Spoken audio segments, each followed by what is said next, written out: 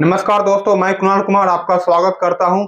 आज का टॉपिक है दक्षिण अफ्रीका से महात्मा गांधी का भारत आगमन अर्थात महात्मा गांधी का भारत वापसी। गांधी जी जनवरी 1915 ईस्वी में भारत लौटे। दक्षिण अफ्रीका में गांधी जी का संघर्ष और उनकी सफलताओं ने उन्हें भारतीयों के अत्यधिक लोकप्रिय नेता बना दिया। न केवल शिक्षित भारतीय अपितु जन समान नागरिक भी गांधी जी के बारे में भली भांति परिचित हो चुके थे। गांधी जी ने निर्णय किया कि वे पहले एक बरस तक समूचे देश का भ्रमण करेंगे तथा भारतीय जनता की अथाह स्थिति वे स्वयं अवलोकन करेंगे। उन्होंने यह निर्णय लिया कि फिलहाल वह किसी राजनीतिक मुद्दे पर कोई सार्वजनिक कदम नहीं उठाएंगे। भारत के तत्कालीन सभी राजनीतिक विचारधाराओं से असहमत थे। नरमपंथी राजनीतिक से उनकी आस्था पहले से ही खत्म हो चुकी थी तथा वे होम रूल आंदोलन की इन रणनीति के भी खिलाफ थे कि अंग्रेज पर कोई भी मुसीबत उनके लिए एक अवसर है। यद्यपि होम रूल आंदोलन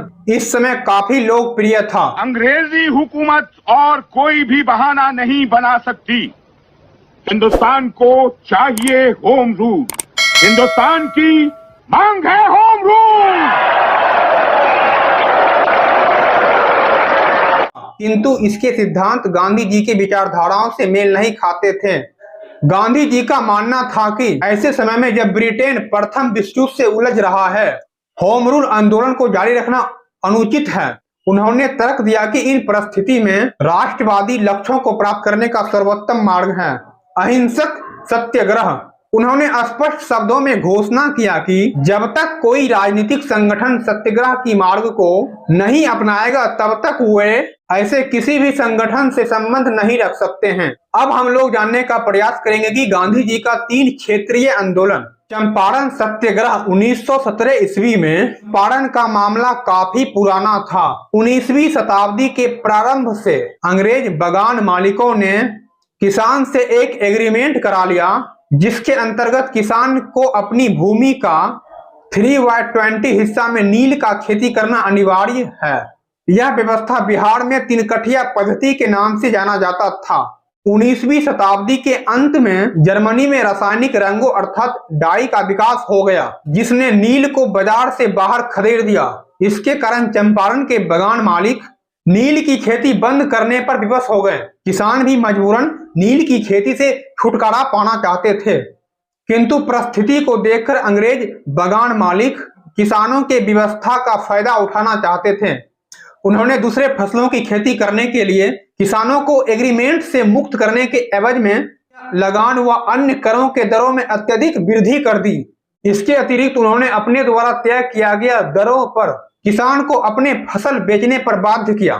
चंपारण से जुड़े एक प्रमुख आंदोलनकारी राजकुमार शुक्ल ने गांधी जी को चंपारण बुलाने का फैसला किया। गांधी जी,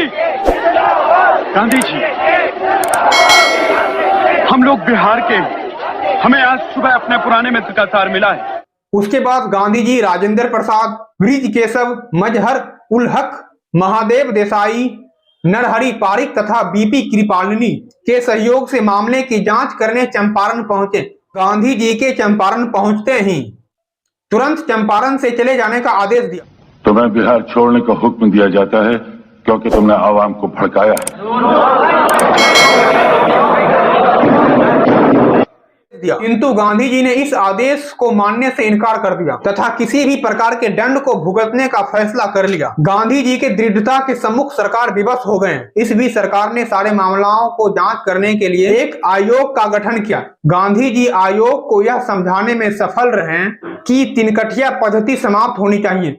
उन्होंने आयोग को यह भी समझाया कि किसानों का पैसा अवैध रूप से वसूला गया, उसके लिए किसानों को हर्जाना दिया जाए। बाद में एक और समझौते के पश्चात अंग्रेज बाग मालिक अवैध वसूली का 25% हिस्सा किसानों को लौटाने को राजी हो गए। आंदोलन के 1 दशक के भीतर ही बाग मालिक चंपारण छोड़ दिए। चंपारण के पश्चात गांधी जी ने अहमदाबाद के मिल हड़ताल के मुद्दे पर हस्तक्षेप किया। यहाँ मिल मालिक और मजदूर में प्लेग बोनस को लेकर विवाद छिड़ गया था। गांधी जी ने मजदूर को हड़ताल पर जाने तथा 35% बोनस की मांग करने को कहा। जब मिल मालिक मजदूर को केवल 20% बोनस देने को राजी था, गांधी जी ने मजदूर को सलाह दिया कि शांतिपूर्ण और अहिंसा तरीका से अपना हड़ताल जारी रखो। गांधी जी ने मजदूर के समर्थन में अपना भूख हड़ताल प्रारंभ करने का फैसला किया। अम्बाला साराभाई की बहन अनसुईया बेन ने इस संघर्ष में गांधी जी को सक्रिय योगदान प्रदान किया। गांधी जी के अनशन पर बैठने के फैसले से मजदूर के उत्साह में वृद्धि हुई तथा उसका संघर्ष तेज हो गया। मजबूर होकर मिल मालिक समझौता करने को तैयार हो गया। किसी समझौते पर पहुंचे और एक नए कानून ये कहना मेरा कर्तव्य है योर एक्सेलेंसी कि हमारे विचार से समझौते की हद से बात गुजर चुकी है। सारे मामलाओं को एक मजदूर लीडर को सौंप दिया। जिस मुद्दे को लेकर हड़ताल प्रारंभ हुई थी, मजदूर लीडर तथा गांधी जी के फैसले से वह समाप्त हो गया। गांधी जी तथा मजदूरों के पक्ष में निर्णय देते हुए मिल मालिक 27.5% मजदूर को भुगतान करने का फैसला किया। उसके बाद गांधी जी तीसरा क्षेत्रीय आंदोलन खेरा सत्याग्रह 1918 ईस्वी में वर्ष 1918 में भीषण आपदा के कारण गुजरात के खेरा जिला में पूरे फसल बर्बाद हो गया। फिर भी सरकार ने किसान से लगान वसूलने की प्रक्रिया जारी रखी। राजस्व संहिता के अनुसार यदि फसल बर्बाद हुआ, कुल उत्पादन के 1/4 से भी कम हो, किसान का लगान पूरा माफ कर देना चाहिए, किंतु सरकार ने किसान का लगान माफ करने से इनकार कर दिया। फलस्वरूप गांधी जी ने किसान को राजस्व अदा न करने तथा सरकार के दमनकारी कानून के खिलाफ संघर्ष करने की प्रेरणा दी। खेरा जिला के युवा अधिवक्ता बल्लभ भाई पटेल, इंद्रुलाल यज्ञक तथा अन्य युवाओं ने गांधी जी के साथ खेरा के गांव का दौरा प्रारंभ किया। इन्होंने किसान को लगान न अदा करने की शपथ दिलाई। क्या आप ही मिस्टर एम के गांधी हैं? हाँ, मुझे अफसोस है आप गिरफ्तार किए जाते हैं।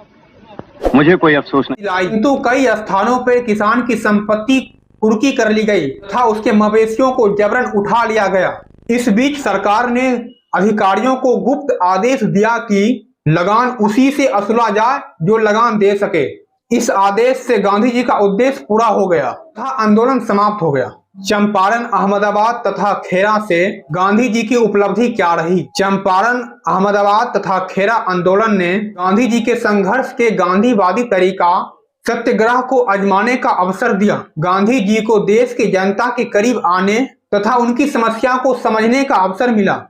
गांधी जी जनता के ताकत तथा कमजोरियों से परिचित हुए तथा उन्हें अपनी राजनीति का मूल्यांकन करने का अवसर मिला।